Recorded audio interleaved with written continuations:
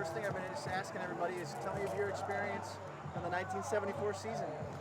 Well, our experience really began way before '74, when we came in as freshmen and Dave Yeager was our coach. Dave Yeager was able to coach two of our teams, what ended up being the seniors and the juniors. We were undefeated. Both teams were 6-0, and he really laid the foundation for us. Then we got on the varsity as a sophomore, and the thing that I remember most about that is it was unfulfilled potential, because we had a great team. The team before, I believe, finished 8-0-1, and we had all staters coming back as seniors. And unfortunately, there was a certain sense of entitlement that I think they felt, and that we had to shake out of our DNA, if you will, the Fracassa DNA.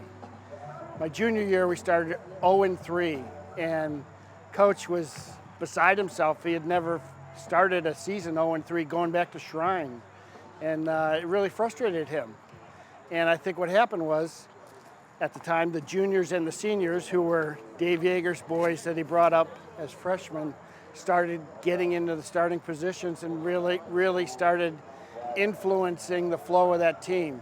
And what ended up 22 straight wins later, through 1975 to the last game of the season, everything was clicking.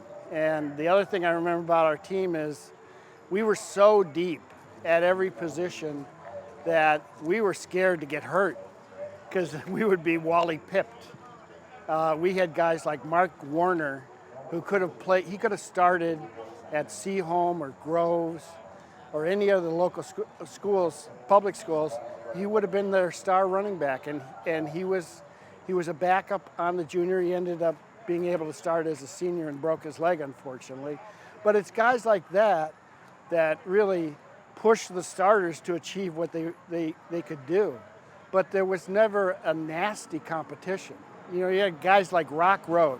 Rock Road came over from Seaholm High School as a sophomore starter for the team. And he had turned that program around. He started at quarterback halfway into the season, and everything was clicking. But his mom says, you know, you're running with the wrong crowd. You need to get a good influence, and that influence was Al Fracassa and the school he ended up going to, his brother Rice. He thought he was going to be a quarterback.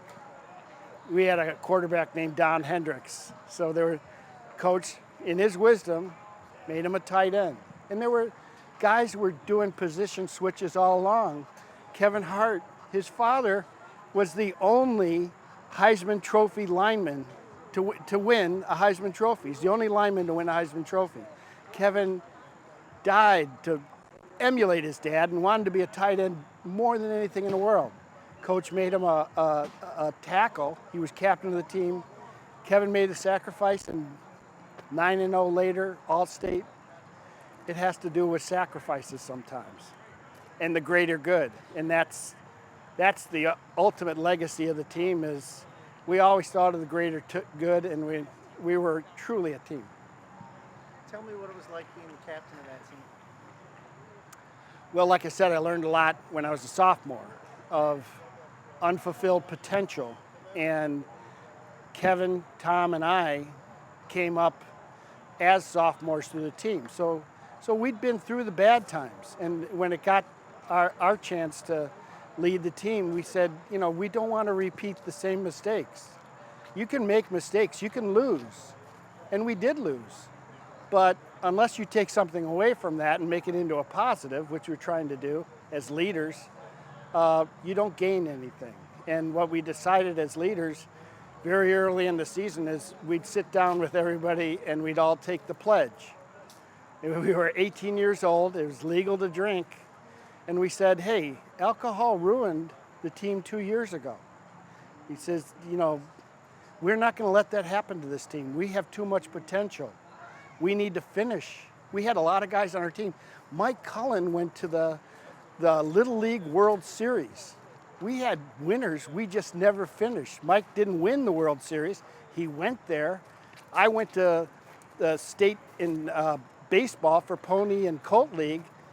finished runner-up. I knew what it was like not to finish as the bridesmaid and not the bride. And we sat down and said, hey, we know how to finish second. Let's finish first. Let's make the sacrifices to get over the hump.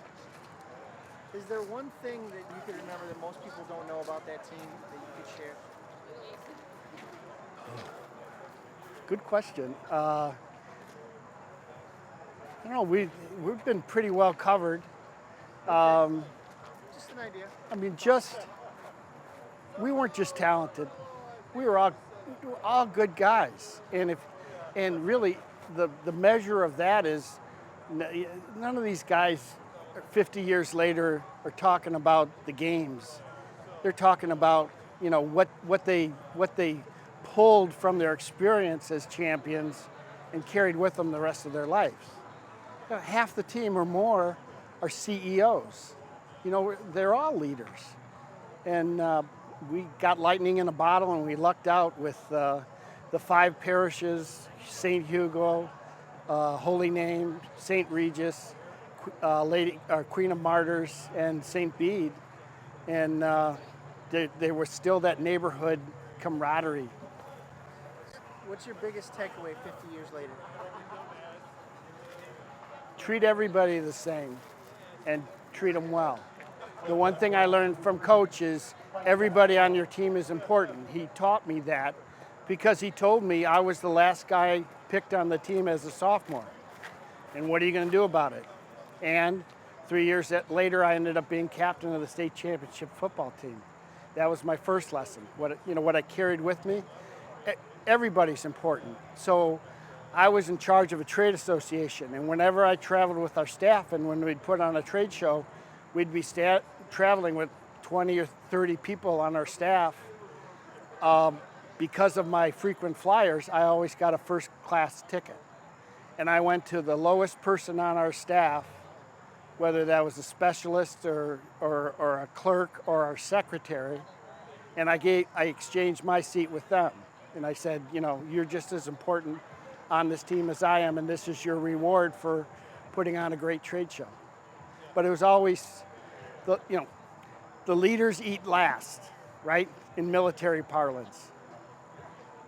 And that's what Coach taught me. Humble shall inherit the earth, right? Exactly. Is that what it was? Yeah, there you go. Well, that last